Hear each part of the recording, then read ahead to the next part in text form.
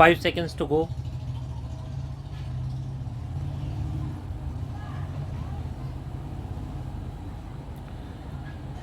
Start. According to the defendant, the suit lands were self-acquired properties of Diwala Ghosha and he had right to make will and to bequeath the said properties. According to him, the plaintiff had separated from Diwala Ghosha before many years and he was residing at village Ghantoli at his father-in-law's house since last 30 years. It is also contended that since that time, that is separation of the plaintiff from the deceased Diwala Ghosha, the deceased has purchased the lands which are self-acquired properties of the deceased. It is also contended that the deceased Diwala Ghosha has acquired the suit lands under the provisions of the Bombay Tenancy and Agricultural Lands Act and therefore the concerned court has no jurisdiction to entertain the suit. On the basis of the pleadings of the parties, the trial court has framed following issues at Exhibit 10. Thus, the plaintiff proves that the deceased Diwala Ghosha had no authority to execute a will in respect of suit property. Thus, the plaintiff proves that the suit property is of the HUF of the parties. Thus, the plaintiff proves that he has got half share in the suit property. Thus, the plaintiff proves that he is entitled to partition, separate possession, and means profit. Has this court has jurisdiction to hear and decide the suit? Is this suit property valued for court fees and jurisdiction? To what relief, if any, is the plaintiff entitled? What order and decree? Whether the plaintiff is a joint tenant with the deceased Diwala in respect of the suit land.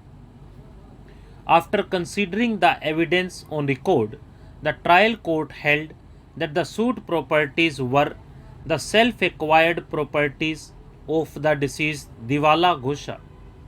The trial court has also held that the plaintiff has failed to prove that the suit properties were undivided family properties of the parties. The trial court further held that Diwala Ghosha had executed will in respect of the suit properties and the deceased Diwala Ghosha had executed the will at Exhibit 49 in a sound disposing state of mind and had bequeathed the suit properties in favor of the defendant. It has also held that the plaintiff has no right and interest in the suit lands and ultimately dismissed the suit of the plaintiff.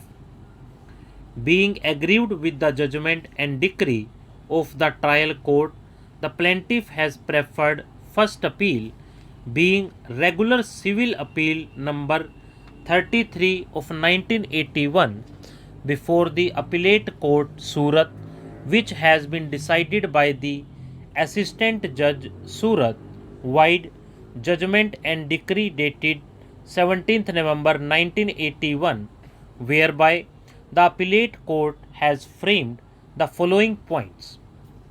Whether the defendant proves that the testator Diwala Ghosha was in sound disposing state of mind on 11th January 1975. Whether the will Exhibit 49 dated 11th January 1975 is proved to have been executed by Diwala Ghosha in sound disposing state of mind. Whether the plaintiff proves that the suit properties are undivided joint family properties of the parties. What order? The first appellate court has decided the aforesaid points in negative and has ultimately passed the order to the effect that the plaintiff is entitled to partition with metes and bounds, and also directed the collector Surat or any subordinate to the collector deputed by him to make partition and separation of the lands, drawing the decree. This judgment and decree of the First Appellate Court has been challenged by the defendant in this second appeal.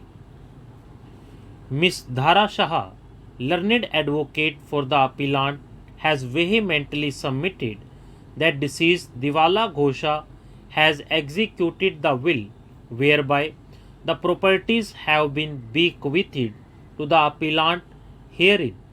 Stop.